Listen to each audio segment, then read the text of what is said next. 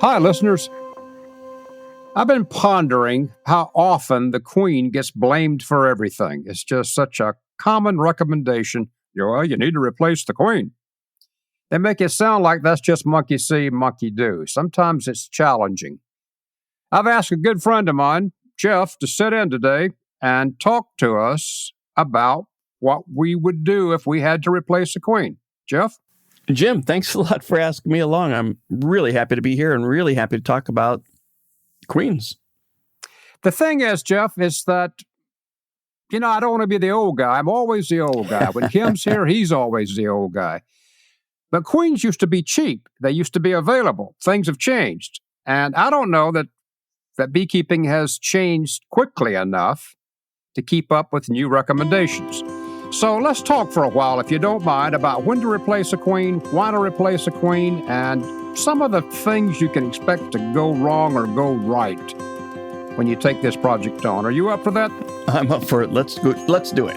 Hi, I'm Jim, too. I'm Jeff Ott from Beekeeping Today Podcast. And if you'll sit with us for a bit, we want to talk about this queen thing for a while. You are listening to Honeybee Obscura, brought to you by Growing Planet Media, the folks behind Beekeeping Today Podcast. Each week on Honeybee Obscura, hosts Kim Flodham and Jim too explore the complexities, the beauty, the fun, and the challenges of managing honeybees in today's world. Get ready for an engaging discussion to delight and inform all beekeepers. If you're a long-timer or just starting out, sit back and enjoy the next several minutes as Kim and Jim explore all things honeybees. Jeff, I've already said in the introduction that it used to be straightforward. I cringe now as an old man, Jeff, when someone says, should I replace this queen? Because it sounds so simple. You get a new queen, you find the old queen, you kill her, you introduce a new queen, and life goes on forever. No, not always, Jeff. One of the things that I began to wonder immediately upon being asked that question is, to whom am I talking? Right. Is this your first year of beekeeping? Is this your 15th year of beekeeping?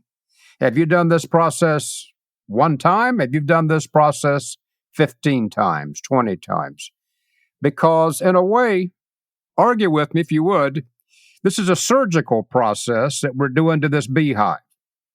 Yeah. We're going in, we're convincing these bees that this parasite, as far as they're concerned, that we're introducing is in fact a good parasite, and they want to commit to her.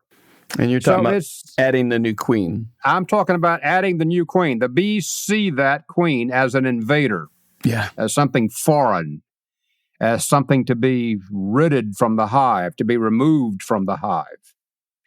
So the first thing I want to know is what are your abilities to do this? Because sometimes, Jeff, I have learned that a particular beekeeper may be better off to keep a marginal queen than to try to make things better, and then by doing that, introduce completely different problems. Yeah, the whole topic about queen replacement, and today especially, it seems, is challenging because in the popular media and online, you see all sorts of talk about how bad the queens are today. And they used to live 5 years. Now you can barely get 9 months out of them. And so that does force the new beekeeper to consider, well, geez, maybe I should be replacing my queen every spring. Am I supposed to replace it before the winter so they're strong in the spring? So it really creates a quandary for the new beekeeper and for the established beekeeper because, as you stated, things are changing all the time. Well, the first thing I want to tell anyone who's listening is that this is not an exact procedure.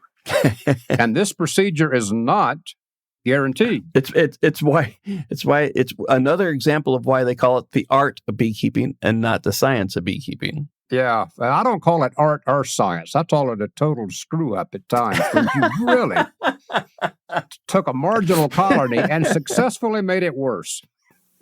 No, where I'm going with this, if you're a new beekeeper and you happen to be listening to this, you've got to learn sometime. I mean, just because we're talking down on this whole process doesn't mean that you should hold back. It just means that your mentor may come in from a slightly different perspective if you've never done this before. The first thing to decide is exactly how bad is that queen, because you don't have any guarantee that the queen you put in there is going to be any better, except you will invest $30, $35 or so for that new queen.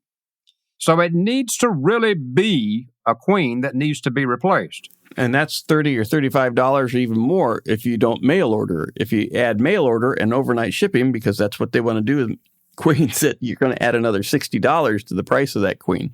You're just really piling on here because I have to go get my queen. So you get in my truck and you drive an hour and a half to my supplier and you get the queen and you talk and you make civil conversation. Back in the truck, back home. By then it's late afternoon. Do you keep her overnight? Do you put her in that afternoon? Questions, questions, questions. All of these things are the devil that's in the details of that easy comment. You need to replace that queen.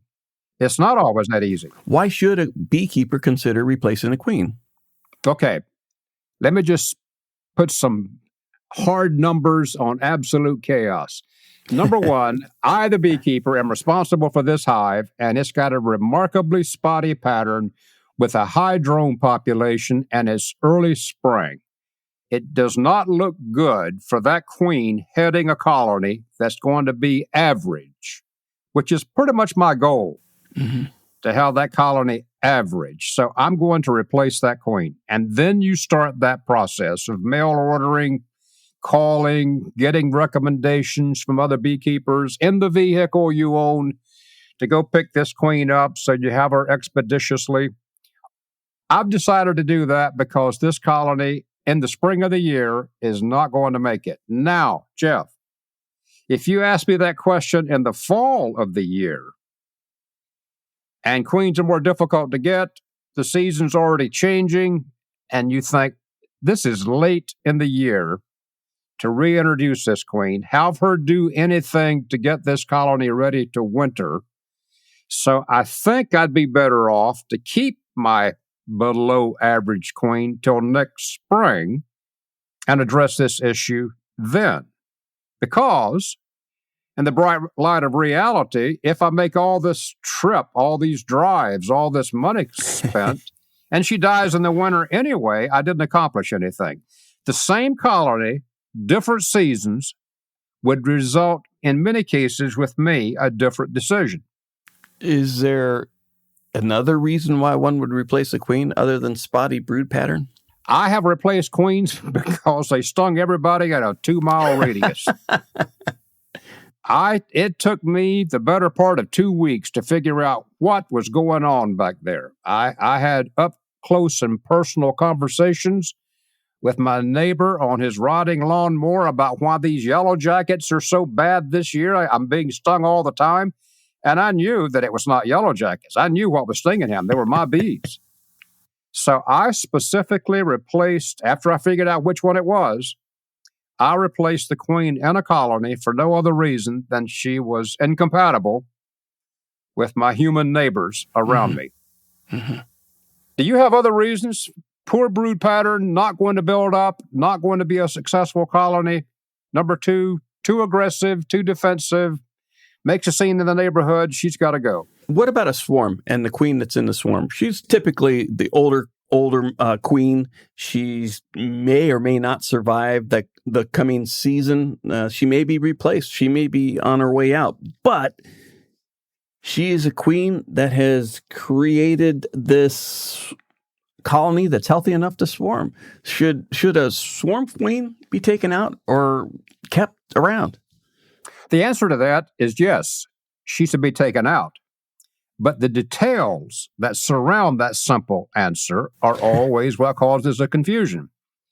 That queen did lead a colony that was able to build up, resist varroa, produce worker progeny that went out and found all these resources, really did a nice job in its ecosystem. And now you own that queen, but she has really had a lot of demands placed on her to successfully get to that point.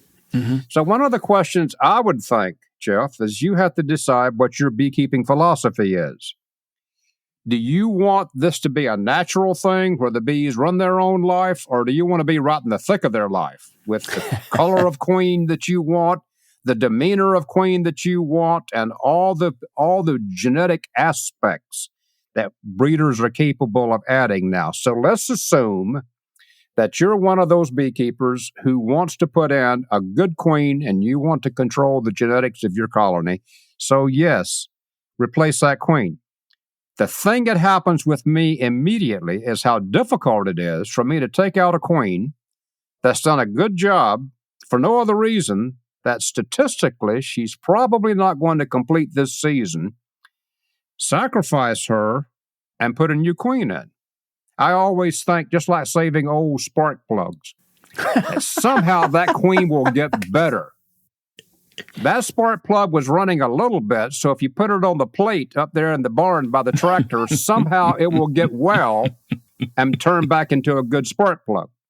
The brutal reality is that old queen is not going to have a successful, long retirement life, relaxed, and watching late-night television. That queen's going to die a lingering death. She's going to be killed by the bees in the colony. She's going to be tossed out front, and the ants are going to eat her. Or you can just crush her. It's over quickly, and it's done. And your swarm colony is better off for going through the process. Shoot a hole in any of that, Jeff.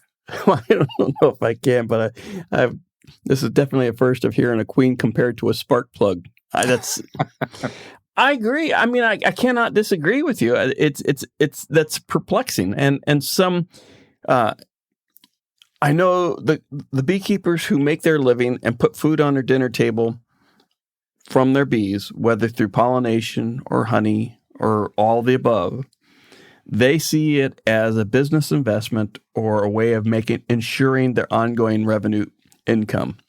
Yep. So the replacement of the queen is a financial decision, and boom, it's done. It's nothing personal. It's just business. So right, it's nothing personal. It's just business, right? But for so many of us beekeepers, and it becomes a personal thing. And killing, as you stated so well, it's very challenging to sit there and take a queen and say, you done well, but see ya. And send her off to the great hive in the sky. Yep. Gloomy subject. Can you give me just a minute to take a break and get over this? We'll hear from our sponsor, and I'll be all invigorated when we return. We know you have options when it comes to shopping for beekeeping supplies. What we believe sets Better Bee apart are 3 things. First, our commitment to innovating, trying out new products in our own apiaries, and then sharing them with you. Second, our focus on education and helpful customer service. And third, but not last, our fundamental company goal, to help you be a successful beekeeper. Give us a call to learn more about any of our products or to ask a beekeeping question. We've got you covered. Visit betterbee.com to shop online today. Yes, Jeff, you bring up interesting points there because I know it's human characteristics.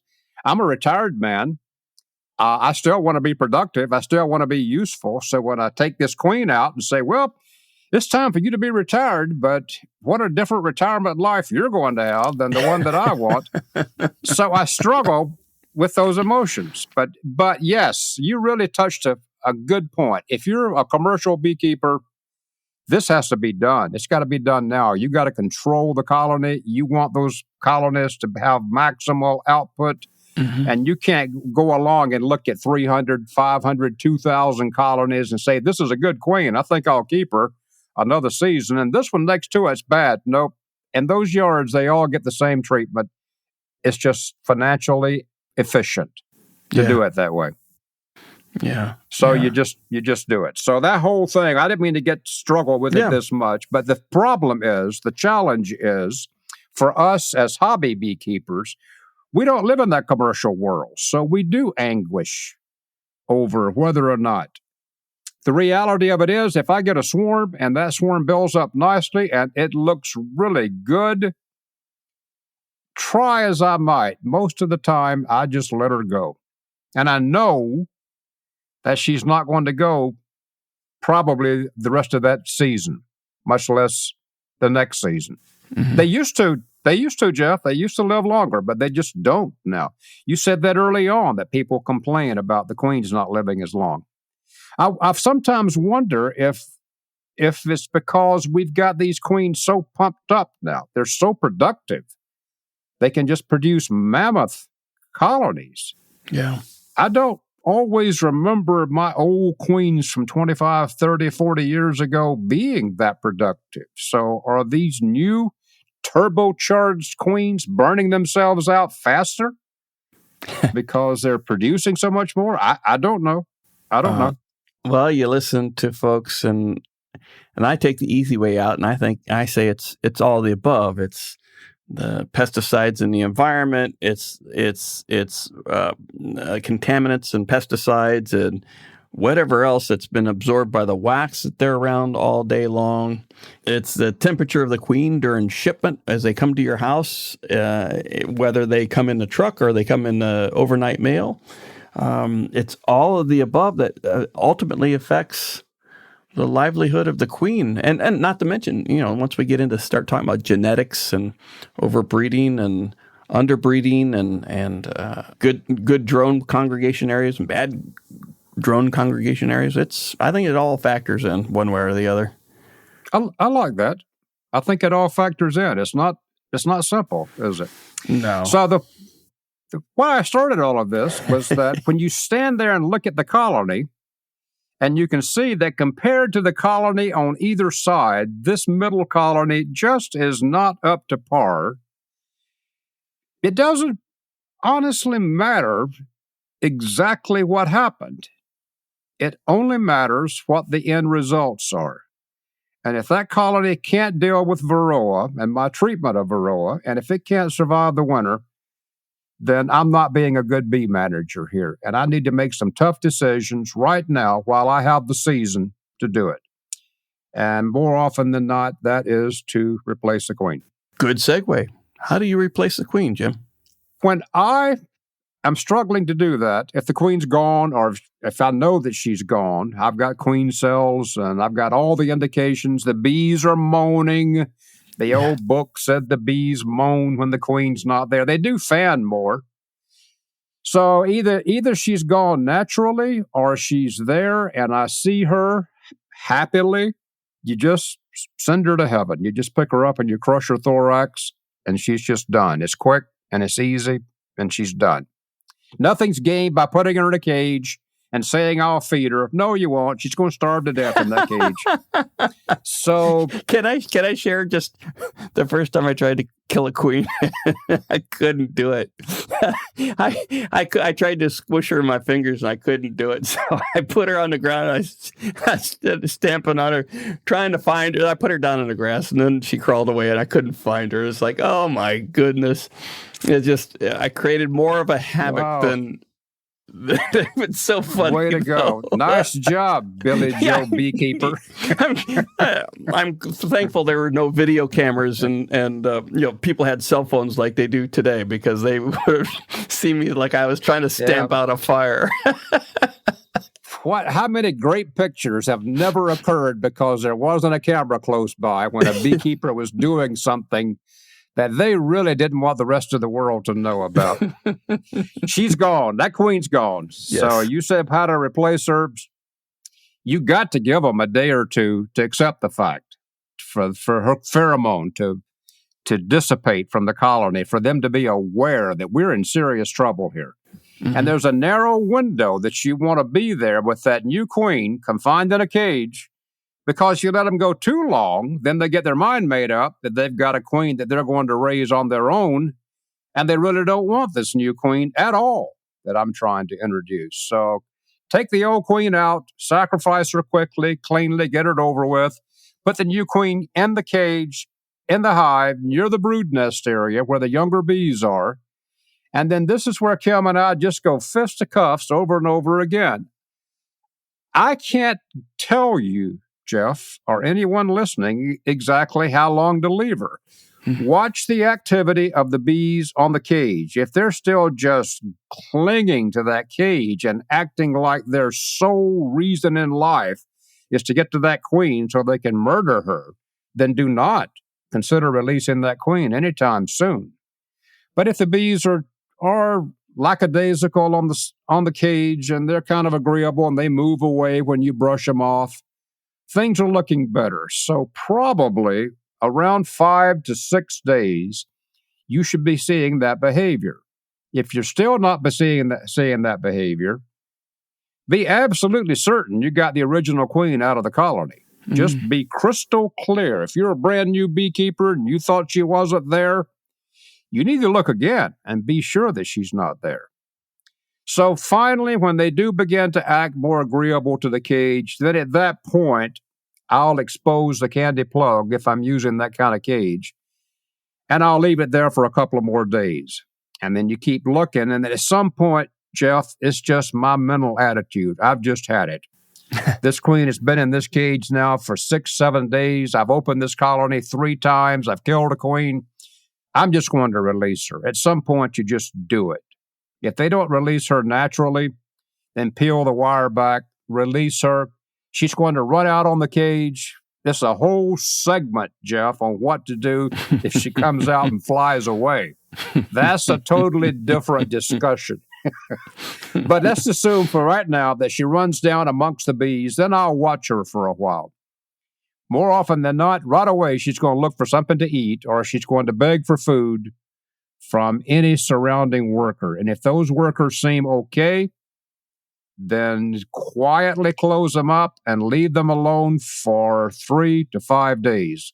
Let her settle down. And the devil, again, is in the details, because you're really going to want to open that colony up and check her, but you really shouldn't. Don't disturb them any more than possible while they greet and meet this new queen. It's not an exact process.